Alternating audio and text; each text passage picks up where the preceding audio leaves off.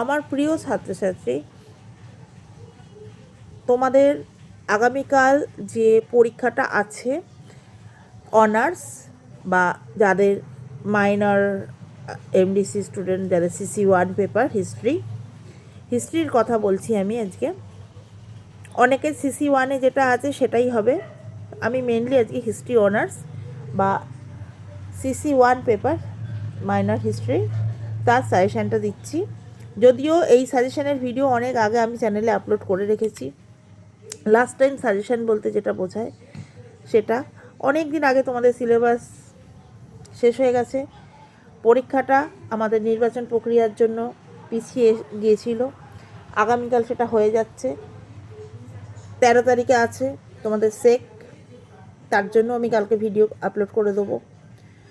আর আজকে যেটা দিচ্ছি সেটা হচ্ছে অনার্স মেন পেপার, যেটা DSCC পেপার। তো দেখো, আমি যে সাজেশনটা দিয়েছিলাম সেটায় 1 নম্বরে ছিল ভারতের ইতিহাসে পুনর্গঠনের বিভিন্ন উৎস বা প্রত্নতাত্ত্বিক উপাদান। 2 নম্বরের যে প্রশ্নটা ছিল, 2 নম্বরের প্রশ্নটা আগে করবে। তারপর 3 নম্বর মগধ সাম্রাজ্যের উত্থান পতন। তারপরেরটা খাদ্য উৎপাদনের সূচনায় ভারতের সামাজিক ও অর্থনৈতিক জীবনের আলোচনা করো, বা প্রাগৈতিহাসিক ভারতে খাদ্য সংগ্রহকারী খাদ্য, মানে এই 4 আর 5-এর মধ্যে দুটোই দেখে যাবে। তারপরে বিবর্তন যেটা আর কি, সেইটা আলোচনা করতে হবে, ঠিক আছে।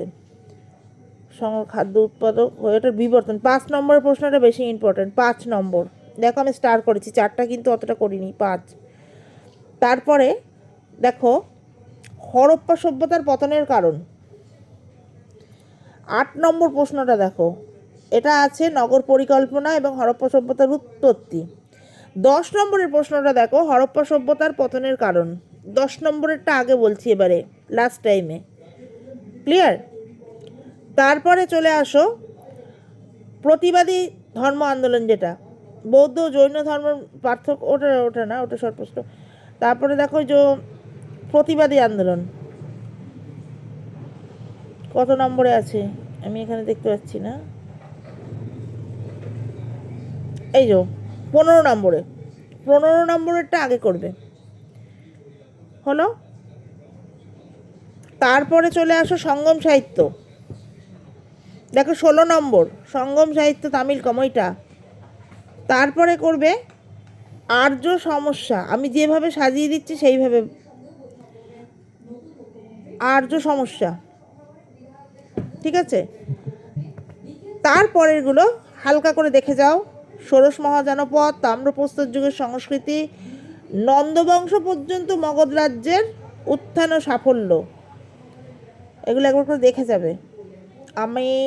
আমার আর এখন করা হয়নি, আমি একটা রাফে লিখেছি, ওটা কি করে দেখাবো তোমাদেরকে, তোমরা হাসবে।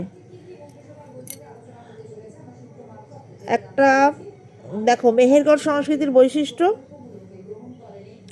স্থাপত্য ভাস্কর্যর বৈশিষ্ট্য, হরপ্পা সভ্যতার শিল্পকলা, আমি হরপ্পা সভ্যতার শিল্পকলা এখানে দিয়েছি। তারপর তাম্র সংস্কৃতি 13 নম্বর, স্টার দিইনি কিন্তু ওটা দেখবে। তাম্রপ্রস্তর যুগের সংস্কৃতির বিকাশ, ষোড়শ মহাজনপদের স্টার দিয়েছি। আচ্ছা, হরপ্পা সাম্রাজ্যের যে ইয়েটা দিয়েছি ধর্মীয় বিশ্বাস, এটা 5 নম্বরের জন্য বেশি ইম্পর্টেন্ট, ঠিক আছে। হরপ্পার ধর্মভাবে আসতে পারে, হলো। এইবারে চলে আসো 5 নম্বরে। 5 নম্বরে দেখো, আচ্ছা আর একটা কথা একটুখানি বলে নিই বড় প্রশ্নে। দেখো যে তামিলকম 20 নম্বরের প্রশ্নটা দেখো, আর ওই যে 21 নম্বরটা কিন্তু দেখবে, খুব ভালো করে দেখবে। ওটা লাস্ট টাইম সাজেশানে কিন্তু আমার হিসাবে 5 নম্বরে রাখছি, সরি 7 নম্বরে রাখছি, আর্য সমস্যার মূল দিকগুলো। আর একটা 22 নম্বরের যে প্রশ্নটা লাস্টের দিকে আছে, ওটা কিন্তু একটু প্রথমে দেখার চেষ্টা করো। কৃষি উন্নতিতে বৌদ্ধ বা জৈন ধর্মের পথকে প্রশস্ত করেছিল। কৃষি উন্নতি তার নিজের ভাষায় লেখো। এটাই অথবা দিয়ে কিন্তু আসতে পারে যে খ্রিস্টপূর্ব 6ষ্ঠ শতকে তোমার প্রতিবাদী আন্দোলনের সাফল্যের কারণ।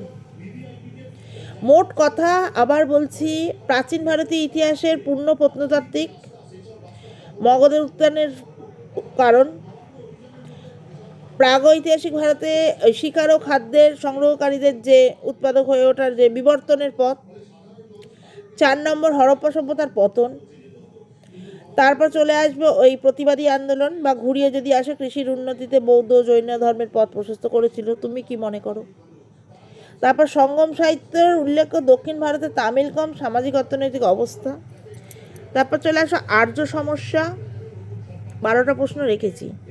তারপর হরপ্পা সভ্যতা, শিল্পকলা, স্থাপত্য, ভাস্কর্য বৈশিষ্ট্য, নগর পরিকল্পনার বৈশিষ্ট্য। তারপর চলে আসো মেহেরগড়। এই মেহেরগড় কিন্তু 5 নম্বরেও আসতে পারে, ঠিক আছে, মেহেরগড়। তারপর একটা প্রশ্ন দেখবে নন্দ বংশ পর্যন্ত মগধ রাজ্যের উত্থান ও সাফল্যের কারণ। তারপর তাম্রপ্রস্তর যুগের সংস্কৃতির বিকাশ ও বৈশিষ্ট্য এবং ষোড়শ মহাজনপদ। দেখো আমি এখানে 22টা রেখেছিলাম, কিন্তু 10টা কমিয়ে দিলাম, 12টা।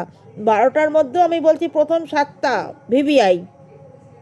একদম যদি না পড়ে থাকো আগের দিন রাত্রিরের কি বলবো, জাস্ট প্রলেপ লাগানোর জন্য, সাপ্লি না পাওয়ার জন্য, অন্তত 23টা নাম্বার তোলার জন্য তোমরা 7 নম্বর প্রশ্ন অবধি করো, লাস্ট টাইম যেটা বললাম। এবার দেখো 5 নম্বরে চলে আসো। 5 নম্বরে প্রাচীন ভারতীয় ইতিহাসের উপাদান হিসেবে প্রশস্তির গুরুত্ব। প্রশস্তির গুরুত্ব করবে, ঠিক আছে। তারপর মাইক্রোলিথ, বা এখানে দেখো মাইক্রোলিথ 4 নম্বরে দেখো টিকা 3টা স্টার করে দিয়েছি। মাইক্রোলিথ এবং মেঘলিথ দুটোই দেখবে। আচ্ছা, যদি আসে মধ্যপ্রস্তর যুগের গুহাচিত্র, ওটা কিন্তু মেঘলিথ, অথবা দিয়েও আসতে পারে, ঘাবড়ে যাবে না, ঠিক আছে। তারপর আজীবিক ধর্ম, আমি রিসেন্ট টিকাটা দিলাম চ্যানেলে, আজীবিক ধর্ম, না দেখলে দেখে নিও। আর তোমরা যদি আমাদের চ্যানেলটাকে সাবস্ক্রাইব করে ভিডিওগুলোতে লাইক দিয়ে কমেন্টসে কিছু না লেখো, তাহলে আমি কি করে এগোবো বলো তো? কী করে বুঝবো যে তোমাদের আদৌ দরকার আছে কি না? নানা রকম চ্যানেল আছে, নানা রকম সবাই তোমাদের সহায়তার জন্য এগিয়ে এসেছে, আমিও এসেছি তোমাদের পাশে থাকার জন্য। আর আমাদের এখানে স্টাডি মেটেরিয়ালস অ্যাভেলেবেল আছে, অনলাইন অফলাইন ক্লাসের সুবিধা আছে। তোমাদের যাদের মনে হয় তারা সেকেন্ড সেমের জন্য স্ক্রিনে দেওয়া নাম্বারে যোগাযোগ করে নিও। তোমরা দেখতেও পাবে, নাম্বার দেয়া আছে আমার ওয়াটারমার্কস করা থাকে। আমাদের কোচিং সেন্টারের নাম উত্তরণ স্টাডি সেন্টার, আর আমি তোমাদের হৈমন্তী ম্যাম, ঠিক আছে। তো একদম এখানে ঘরোয়া পরিবেশে পড়ানো হয়, পড়াশুনোটাকে চাপিয়ে দেওয়া হয় না, বোঝা বানানো হয় না। তোমরা দেখছো আগামী দিনে তোমরাও উচ্চশিক্ষার দিকে যাবে, আবার কিন্তু এসএসসি এসএলএসটি এগুলো পুনরায় আশা রাখি হবে। আমাদের দাবিগুলো নিশ্চয়ই পূরণ করা হবে। স্কুলে অনেক টিচার নেই, অনেক রিক্রুটমেন্ট হবে। তোমরাও কিন্তু আস্তে আস্তে উচ্চশিক্ষার দিকে এগোও, বিএড করো। যেমন এইচএস পাসের পর, রেজাল্ট আউটের পর আমি এখানে একটা ফ্রি সেমিনার রেখেছি। অনেকে বুঝতে পারো না, তোমাদের এই যে 7টা সাবজেক্টের পরীক্ষা, অনেকে এমডিসি স্টুডেন্টরা 3rd সাবজেক্টটা ফর্ম ফিল আপই করেনি, সাপ্লি এসে যাবে, তারা জানেই না, তাদের গাইডই করা হয়নি। সেই রকম কিছু মূল বক্তব্য রাখার জন্য আমি যতটুকু জানি ততটুকু আমি তোমাদের ভাই বোনেদের দিয়ে হেল্প করব। যদি তোমাদের চেনা পরিচিত কেউ থাকে, ফ্রি অফ কস্টে একটা সেমিনার অ্যারেঞ্জ করছি, তোমরা এই নাম্বারে নাম এনরোলমেন্ট করিয়ে নিও। জ্ঞান দেব না, একটা গাইড দেব। তো চলো 5 নম্বরগুলো আর একবার বলে নিই। মেহেরগড় বললাম, তারপর হরপ্পার ধর্ম, বড় প্রশ্নে বললাম, ওই ধর্মীয় বিশ্বাস বা ধর্ম। আচ্ছা, এইটা খুব ইম্পর্টেন্ট কিন্তু এবারের জন্য, ঋক বৈদিক যুগে নারীদের স্থান। এইটা খুব খুব খুব ইম্পর্টেন্ট। দেখো 6 নম্বরে দিয়ে দিয়েছিলাম আমি, 6 নম্বরে আছে মেন সাজেশনে। তারপর সভা সমিতির বৈশিষ্ট্য, হিস্ট্রি ও ইতিহাসের পার্থক্য, গান্ধার শিল্প। দেখো বড় প্রশ্নেও বলেছি, ছোট প্রশ্নেও বললাম কিন্তু। ঠিক আছে, না বড় প্রশ্ন ষোড়শ মহাজনপদ বলেছি, সরি। এই ষোড়শ মহাজনপদ আর গান্ধার শিল্প, দেখো তোমরা ক্লাস 7 থেকে কিন্তু পড়ে আসছো, ক্লাস 7 থেকে। তো আমরা কি জানি, চাল ফুটলে ভাত হয়, হয়তো। তো সেই চালটা তোমার গোবিন্দভোগও হতে পারে, বাঁশকাঠি হতে পারে, মিনিকেট হতে পারে, মাসুরি হতে পারে, তুলাইপাঞ্জি হতে পারে, আরও অনেক নানা রকম হয়, কিন্তু আলটিমেটলি কী হয়, ভাত হয়। তো গান্ধার শিল্পের ভেতরে যে কন্টেন্ট, ষোড়শ মহাজনপদের ভেতরে যে কন্টেন্ট, সেটা তো চেঞ্জ হয় না। ষোড়শ মহাজনপদ চেঞ্জ হয়ে তার চর্যাপদ হয়ে যাবে না, বা গান্ধার শিল্প চেঞ্জ হয়ে তো কবিগান হয়ে যাবে না। তো যেটা যেটা সেটাই থাকবে। হয়তো 7-এ যেটা পড়েছো, আজকে অনার্স পড়তে এসে একটু হিউজ পড়তে হবে, একটু বিস্তারিত পড়তে হবে। কেন, তোমরা তো আর ক্লাস 7-এর স্টুডেন্ট নেই, তোমরা তো এখন সেমিস্টার 1 হয়ে গেছো। সেমিস্টার 2 মানেই তোমাদের ফার্স্ট ইয়ার কমপ্লিট। এটা জানো, তোমাদের হ্যাপি ইয়ারলির মতো হচ্ছে। সেমিস্টার 2 কিন্তু তোমাদের ফাইনাল। তো সেই বুঝে যে যেখানে পড়ো, সবারকে সম্মান রেখে জানাচ্ছি, সেইখানেই পড়ো। যদি মনে করো যে না একটু চেঞ্জ দরকার, তাহলে ভরসা করে আমাদের এখানে চলে আসতে পারো। ওকে, খুব স্বল্প মূল্যে এখানে ক্লাস করানো হয়, যা তোমাদের বাজার দর তার থেকে অনেক কমেই হয় এখানে। তোমরা একটু পড়ো, সাপ্লি পেও না।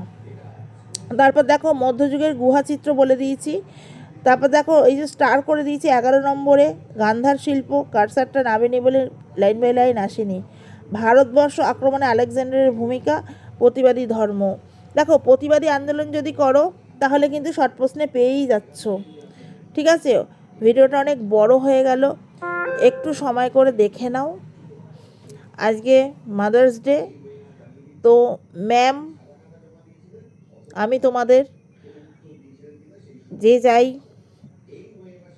ভাবো যে পথপ্রদর্শক বা তাও আমি একজন মা হিসেবে আমার সন্তানের মতোই আমি তোমাদেরকে আজকের জন্য এইটা বললাম। এই সাজেশনটা তোমরা ফলো করে যাও, আশা রাখি তোমরা 95% তো কমন পাবেই, আরও বেশিও পেতে পারো। থ্যাংক ইউ, পাশে থেকো, সাথে থেকো। আগামী পরীক্ষার জন্য সবাইকে শুভেচ্ছা রইল, ভালো থেকো।